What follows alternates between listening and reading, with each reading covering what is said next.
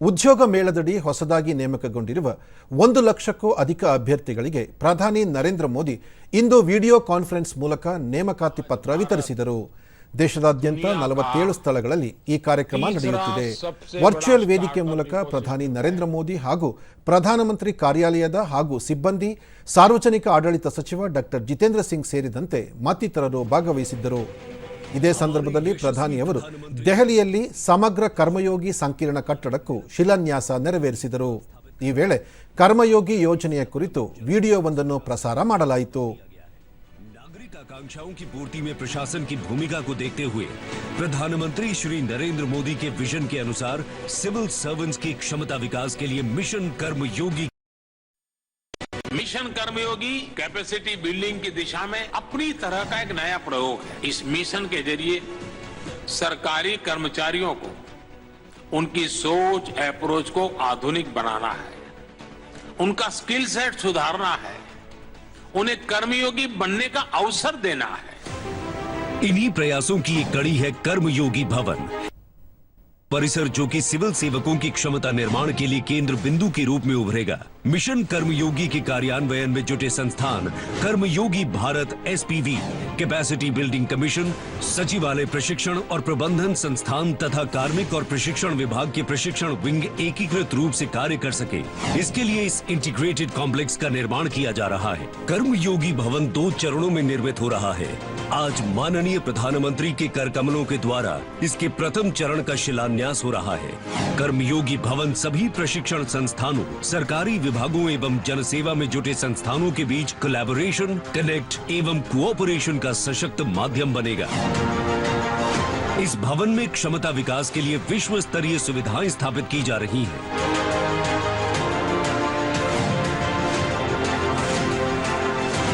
ये कर्मयोगी भवन वास्तव में माननीय प्रधानमंत्री के रीथिंक, रीइमेजिन एंड रिफॉर्म दृष्टिकोण की अभिव्यक्ति है, जो विकसित भारत के लक्ष्य को पूरा करने में एक निर्णायक भूमिका निभाएगा।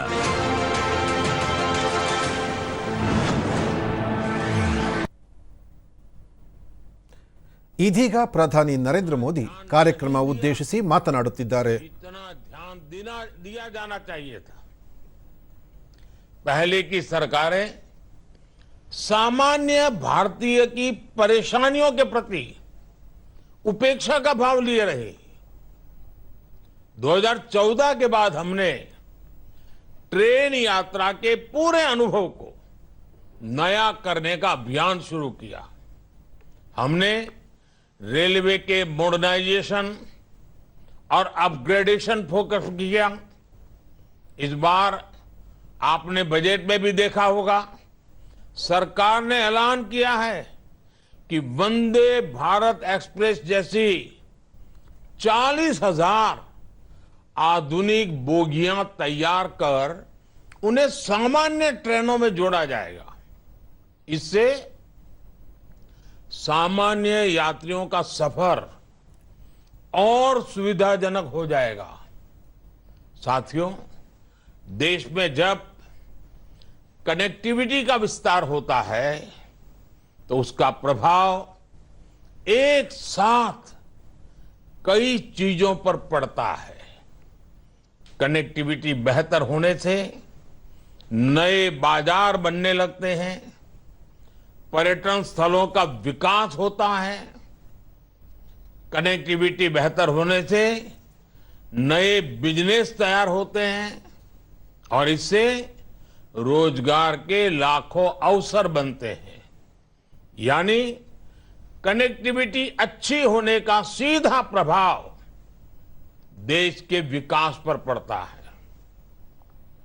विकास की गति तेज करने के लिए इंफ्रास्ट्रक्चर में निवेश बढ़ाया जा रहा है। इस बार के बजट में इंफ्रास्ट्रक्चर के लिए 11 लाख करोड़ रुपए का निवेश का लक्ष्य रखा गया है। इंफ्रास्ट्रक्चर पर इतने बड़े खर्च से रोड, रेल, हवाई अड्डे, मेट्रो, बिजली जैसे हर प्रोजेक्ट में तेजी आएगी।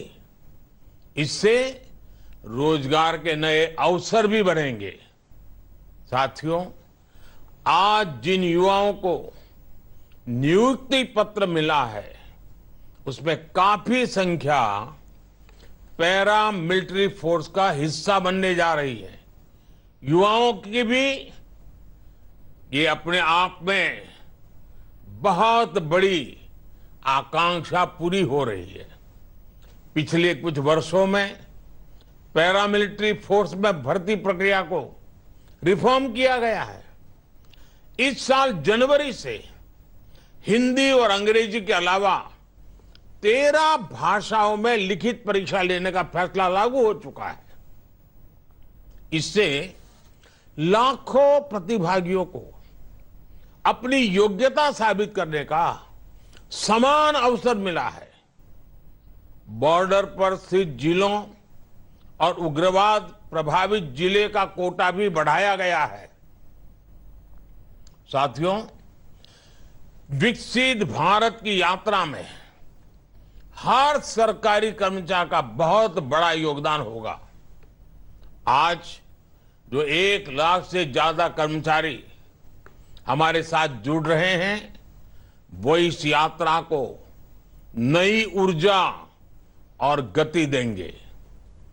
आप चाहे जिस विभाग में रहे, ये याद रखें कि आपका हर दिन राष्ट्र निर्माण के लिए समर्पित हो।